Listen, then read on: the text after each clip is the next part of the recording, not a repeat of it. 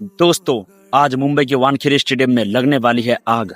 क्या रोहित के पलटन लखनऊ के नवाबों को धूल चटा पाएंगे या फिर ऋषभ पंत की सेना मुंबई का किला फतह करेगी?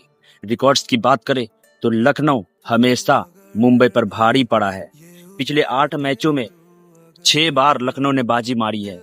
लेकिन याद रखना, ये वानखेड़े का स्टेडियम है। यहाँ की मिट्टी और यहाँ का शोर हारती हुई बाजी पलट देता है। दोस्तों, मेरी प्रेडिक्शन आज मुंबई का पलड़ा भारी रहेगा। आपको क्या लगता है कि आज सबसे ज्यादा रन कौन बनाएगा? रायल रिकल्टन या फिर रोहित शर्मा, या फिर लखनऊ की बात कर ले तो ऋषभ पंत, या फिर शॉन मार्श, या फिर निकोलस पुरन?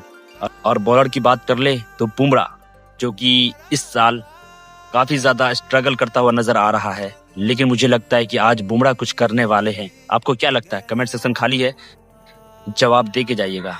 हो सके तो वीडियो को शेयर कीजिएगा।